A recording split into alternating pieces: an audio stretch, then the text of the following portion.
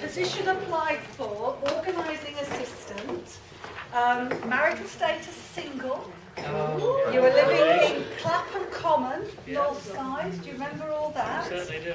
It's got your school history, it's got the jobs you worked for, and it's got a statement in support about his application. And I just thought I'd read this. My experience is invaluable. Modest, even. And directly applicable to this post, which offers a perfect opportunity to return to trade union work. And thank goodness you did. But then what some of you might not know is in 1985, he became our West End organiser. And RSCN National And Theatre. RSCN National Theatre. Some of the people in the room remember him. Charlotte was at the National then, you were at the RSC too. And you did that until 1990. Yeah. This is your life. And we're going to miss you more than I can say. But I'm going to hand over to you. I mean, when I arrived on the scene, you were a North East organiser, which is how we worked together. Because I saw it with Sheffield, so I worked a lot with Sheffield. We do AGMs, new branches up at Newcastle, and Hull we've been to.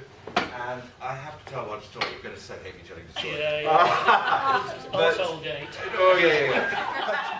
But anyway, in order to cover ourselves, Christine and I promised to go up and see him. So we spent up. It didn't matter to me. I was out of work. But for you, a whole day, we went up to see him at Hull Track. And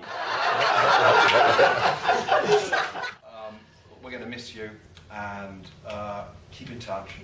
And let's raise a glass. To Nigel, thank you. Thank you very much. God bless. I'll do it.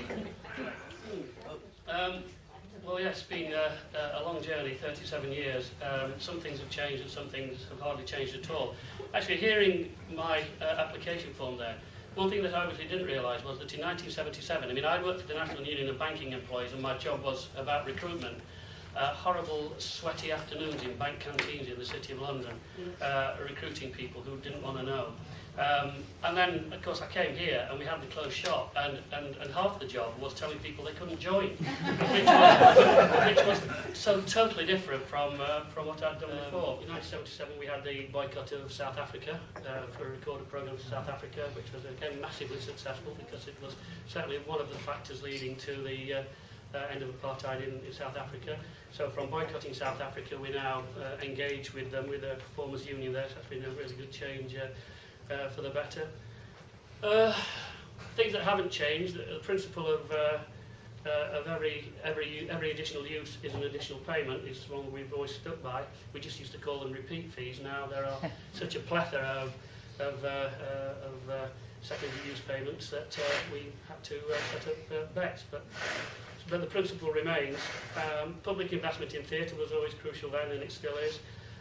And in variety, support for individual members through the work we do in casework and insurance, and that again is still critically important for members working in that field.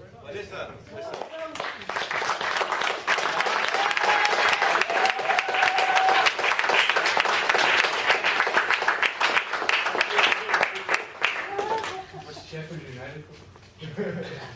Sally, do you want to say something?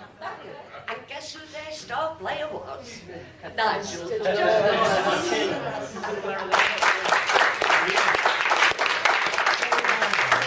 We had the #1 dressing room, obviously, which was a great big dressing room, and it was a dressing room suite, really.